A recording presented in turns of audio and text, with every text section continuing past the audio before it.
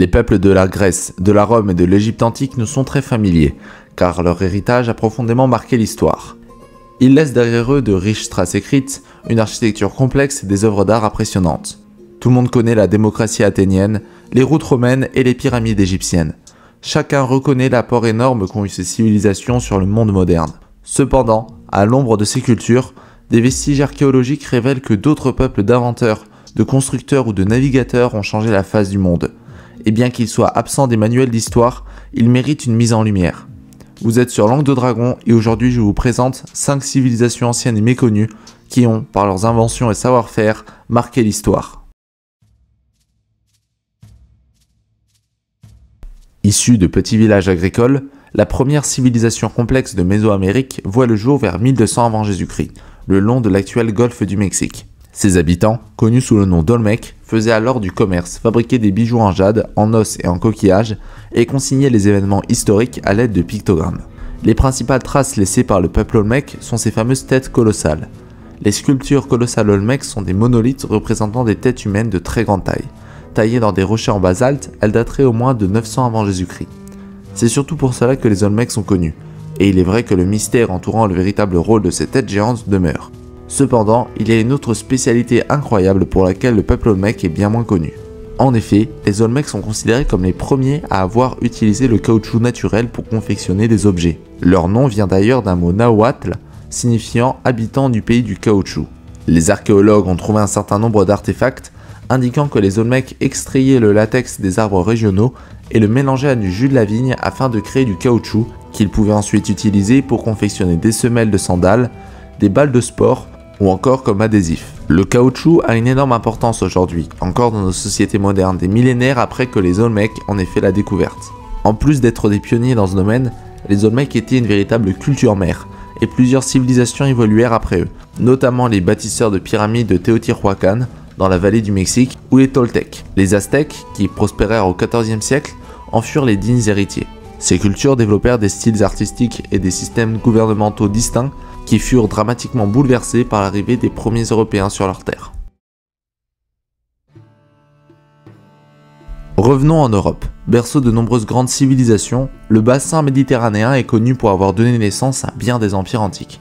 Mais connaissez-vous la brillante civilisation crétoise? Aussi appelée civilisation minoenne, elle a prospéré sur l'île de Crète à partir de l'an 3100 avant notre ère, ce qui en ferait, selon certaines hypothèses, la première civilisation d'Europe. Leur nom viendrait du légendaire roi Minos, de la mythologie grecque, qui aurait régné sur ce peuple insulaire, si bien que les Minoens furent longtemps considérés comme une légende. Les Crétois bâtirent d'immenses palais, dont certains sont encore debout de nos jours. Ils étaient de grands artistes, comme en témoignent les magnifiques fresques colorées et très bien conservées de ces mêmes palais. Je pourrais aussi vous parler du fait que les Minoens étaient des commerçants émérites, ayant le contrôle sur tout l'est de la Méditerranée, de leurs ingénieux systèmes d'irrigation, ou encore de leur grande influence sur la civilisation grecque. Mais pour en savoir plus, je vous renvoie vers ma vidéo réalisée sur le sujet. Le lien est en description sous la vidéo. Encore plus intéressant, les Minoens auraient inventé le premier système d'écriture en Europe. En effet, ce fut dans les ruines crétoises que furent retrouvées des inscriptions datant de 2000 avant Jésus-Christ pour les plus anciennes. Cette écriture idéographique a un fonctionnement similaire aux hiéroglyphes égyptiens, ce qui leur a valu le surnom de hiéroglyphe crétois, bien qu'elle soit communément désignée sous l'appellation de linéaire A. Il existe aussi un second système d'écriture minoen, plus tardif, également utilisé par les Mycéniens et qui est appelé quant à lui linéaire B. Les hiéroglyphes minoens avaient sûrement à la fois une valeur symbolique et une valeur phonétique.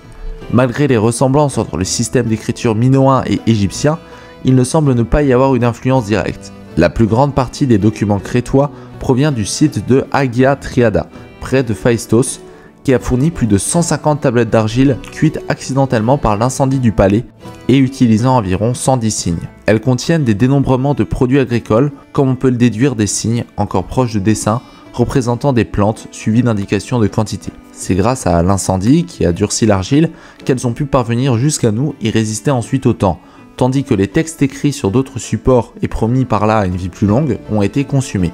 Nous avons également retrouvé de nombreux textes en linéaire A, gravés sur ce qui semblait être des sanctuaires et sur diverses poteries ou plaques de bronze.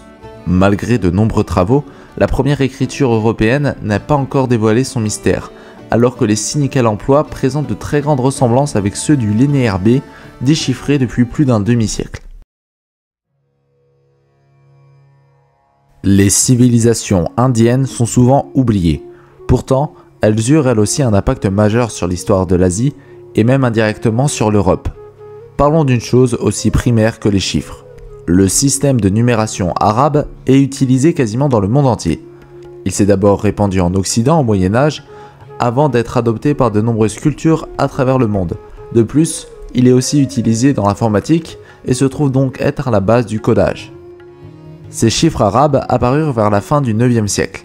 Cependant, ils n'arrivèrent en Europe qu'au 10e siècle. Mais savez-vous d'où le monde arabe tirait ces chiffres?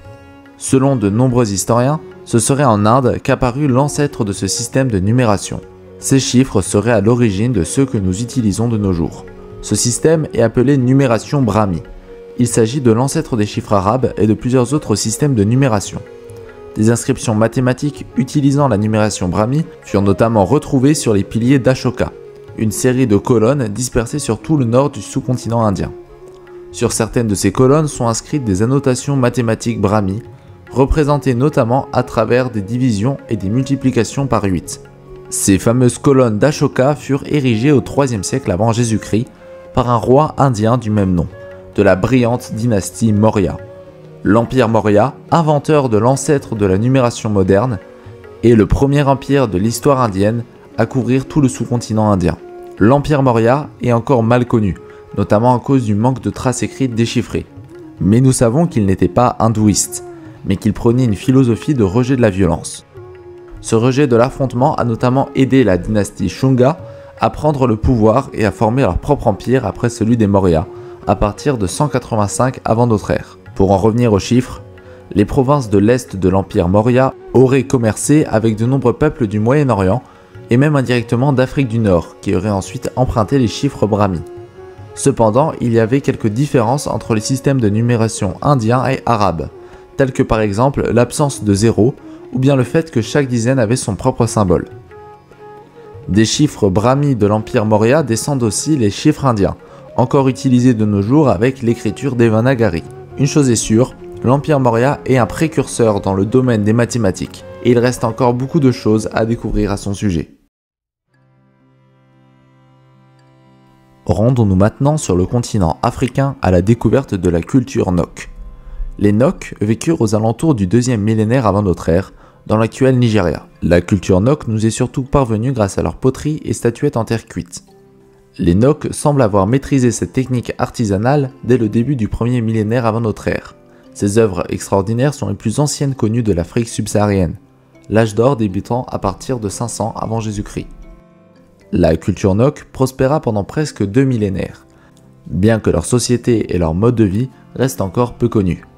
L'origine de leur disparition reste aussi un mystère. Appauvrissement des sols, changement climatique, guerre ou famine, rien n'a encore permis de déterminer la cause de la fin de la brillante civilisation Nok.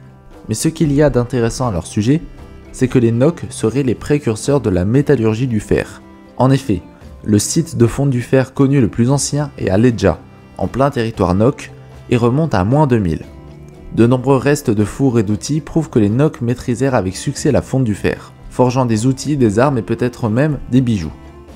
À cette époque, le reste du monde était encore dans l'âge du bronze. Plus perturbant encore, les Nok semblent directement être passés de la pierre au fer sans passer par la case bronze. Il est possible que la fonte du fer fut découverte par divers peuples indépendamment dans le monde à différentes époques.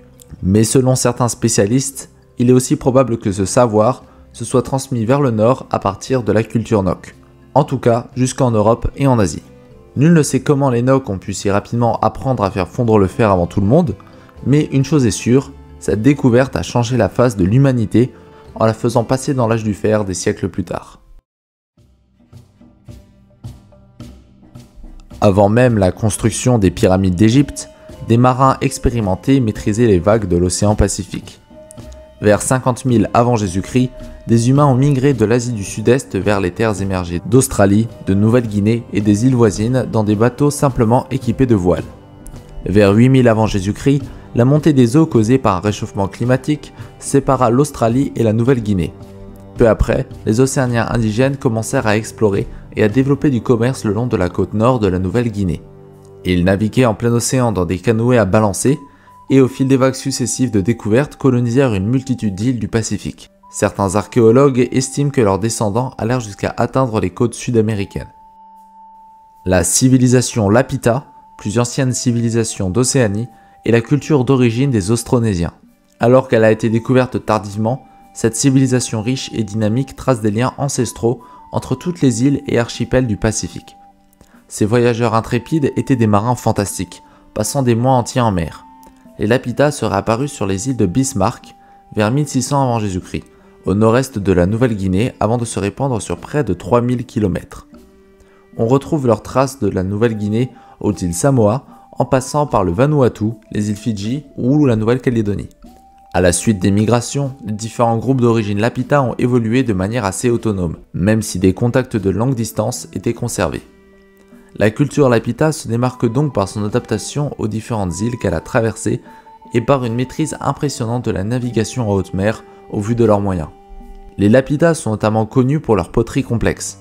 Leurs dessins sont très géométriques, mais on retrouve également des représentations de visages humains et des modelages en argile. Les astres avaient également une importance singulière. En effet, en l'absence de cartes ou d'autres outils de navigation, les Lapita ont réussi l'exploit de traverser la moitié de l'océan Pacifique en ne se repérant que grâce au ciel nocturne. La découverte de la civilisation Lapita fit grand bruit. Comment des peuples si éloignés géographiquement et de plus vivant sur des îles isolées peuvent avoir un ancêtre commun? Cependant, au cours des recherches, cette théorie ne fit que se confirmer. Ce qui est fascinant avec les Lapita, c'est donc leur technologie navale très avancée. Les restes retrouvés montrent une structure complexe de navires fabriqués avec des matériaux botaniques, ne possédant quasiment aucun défaut de conception. Bien que peu connus, les Lapita sont sans aucun doute des précurseurs extrêmement importants dans l'histoire de l'Océanie, peuplant la majorité de ces îles en parcourant des milliers de kilomètres sur l'océan. Cette vidéo touche désormais à sa fin. J'espère qu'elle vous aura plu et intéressé. Bien sûr, je vous invite comme toujours à poursuivre vos recherches, car je ne peux pas parler de tout ce qui concerne ces civilisations fascinantes sans que la vidéo ne dure des heures. Et si vous avez aimé, vous pouvez laisser un pouce, partager la vidéo, laisser un petit commentaire et vous abonner pour aider la chaîne. On se retrouve la semaine prochaine.